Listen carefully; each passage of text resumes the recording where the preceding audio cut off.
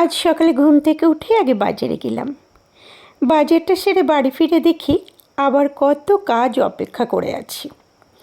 সবজি কেটে, মশলা বেটে, সমস্ত কিছু ধুয়ে মুছে এক এক করতে করতে কখন যে সময় চলে যায় সত্যি বলতে টেরই পাওয়া যায় না। তারপর ভাবলাম আর দেরি করলে তো চলবে না, এবার রান্নাটা চাপিয়ে দিতে হবে। তাই সব গুছিয়ে নিয়ে রান্না বসিয়ে দিলাম।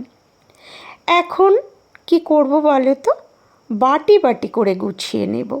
ধীরে ধীরে বাটি বাটি করে তুলে গুছিয়ে নিলে আমার দিতে খুব সুবিধা হয়। সত্যি কথা বলতে কি, মাঝে মাঝে মনে হয় মেয়ে মানুষের যদি 10খানা হাত থাকতো তাহলে বোধহয় একটু সুবিধাই হতো। এক হাত দিয়ে রান্না করছি, আর এক হাত দিয়ে বাসন ধুচ্ছি, আর এক হাত দিয়ে ঘর গোছাচ্ছি। এইভাবে যদি করা যেত তাহলে কত কাজ সহজ হয়ে যেত বলো তো। কারণ একটা কাজ শেষ হতে না হতেই আর একটা কাজ অপেক্ষা করে থাকে।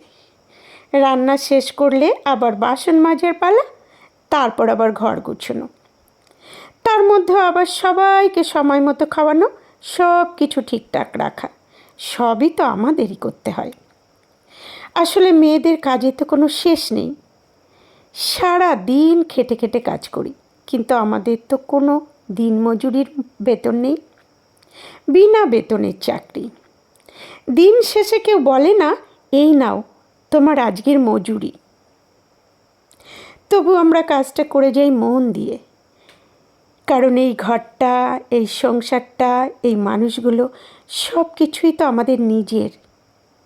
সবাই ভালো থাকুক, পেট ভরে খাক, একটু হাসি মুখে থাকুক, এই ভাবনাটাই আমাদের সব ক্লান্তি ভুলিয়ে দেয়।